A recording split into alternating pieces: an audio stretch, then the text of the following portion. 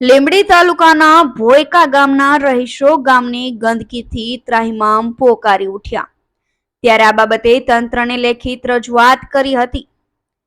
ત્યારે હાલ વરસાદની મોસમ ચાલી રહી છે, ત્યારે તંત્રની પોલમ પોલ પણ બહાર આવી રહી છે, તેમજ ઝાડા ઉલટી તાવના કેસોમાં પણ વધારો જોવા મળી રહ્યો છે.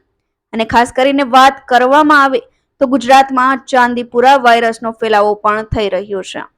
ત્યારે લીંબડી તાલુકાના ભોયકા ગામે રોડ, રસ્તા તેમજ ગટરોમાં ગંદકી છવાઈ જવા પામી છે.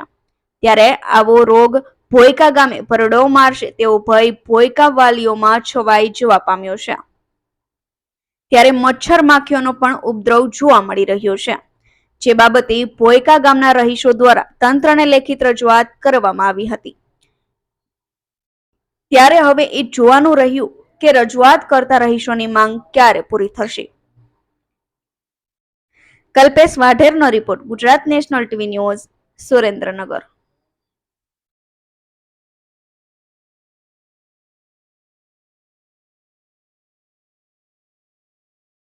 એટલે આ ગંદકી રે ને ગંદકી હટાવો, અમારું એવું કહેવાનું થાય છે કે હાજા માંદા એક ને એક હાજુ કરીએ તો બીજું માંદવું પડે છે. આ મચ્છર માઇક તોડી ખાઈ જાય છે. આ તમે રસ્તામાં છે વાહન હાલે એવું નથી કે અમારે વાહન ચીમ લાવવું, કોઈ ઘાટા બુડા દવાખાનામાં ચીમ લઈ જવું.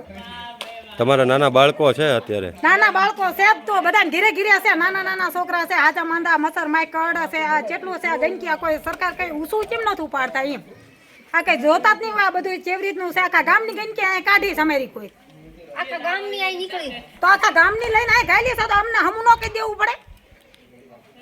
એટલે નાના બાળક છે એમને રોગચાળો અત્યારે નીકળ્યો છે અને એ માંદા પડે એની જવાબદારી કોણ લે છે સાહેબ? આનો ઈલાજ તો તમે કરાવશો ને, આની જવાબદારી તમે લ્યો છો.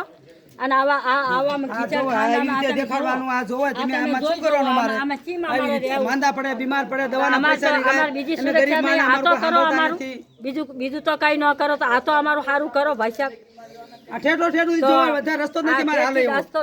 પાણી ભરવા જાય એવું નહીં, કોઈ સંડા આવી ગંદકીમાં અમારા બાળક માંદા પડે તો અમે દવાના પૈસા ક્યાંથી લાવી નથી હાલવાનું. અમારે આવા બૈરા હાલે ક્યાંથી? મઢે પગે લાગવા જવું છે, અમારે મઢે પગે લાગવા જવાતું નથી સાહેબ. તો અમે આવા મસરિયા અને આવા મનવાડ છોકરા માંદા પડે.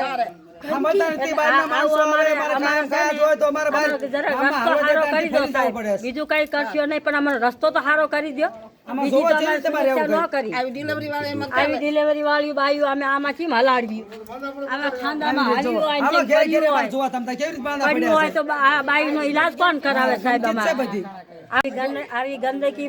મેં ભોયકા ગામમાં રહી છીએ. અમારા ગામ પાસે જ આ ગંદકી છે 24 કલાક. તો નાના નાના છોકરાને કાંઈક થયું હોય તો કોણ જવાબદારી લેશે?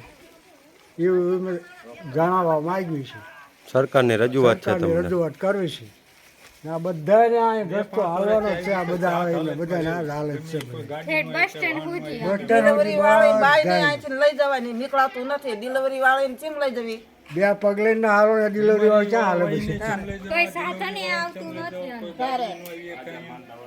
હા, ચાલુ વરસાદ હોય, આવા દવાનું બધું હોય. તમારી હાલો સાહેબ, અમારું સાંભળો. કોઈ અમારું કોઈ સાંભળતા ત્યાં ગંદકી બધી એમાં બીમાર પડે છે. નાના નાના છોકરા, મોટા બીમાર પડે છે. નાના તો પડે પણ મોટા મોટાનું નથી થતું પૂરું. ત્યારે આ ગંદકી હારી કરો સાહેબ. અમારે કોઈ સાંભળતું જ નથી. તો આ વિનંતી કરવી છે મેં ગરીબ માણા દેવી પૂજક સમાજમાં. તો અમારું કોઈ સાંભળો અને આટલી ગંદકી સાફ કરાવો સાહેબ. આ વરસાદ પાણી અમારે બહાર જ જવાતું ક્યાંય. અમારે સંડાસ બાથરૂમ જાવ તમારે છોકરા પકડીને જવું પડે. બીમાર પડે છે અમારા છોકરા.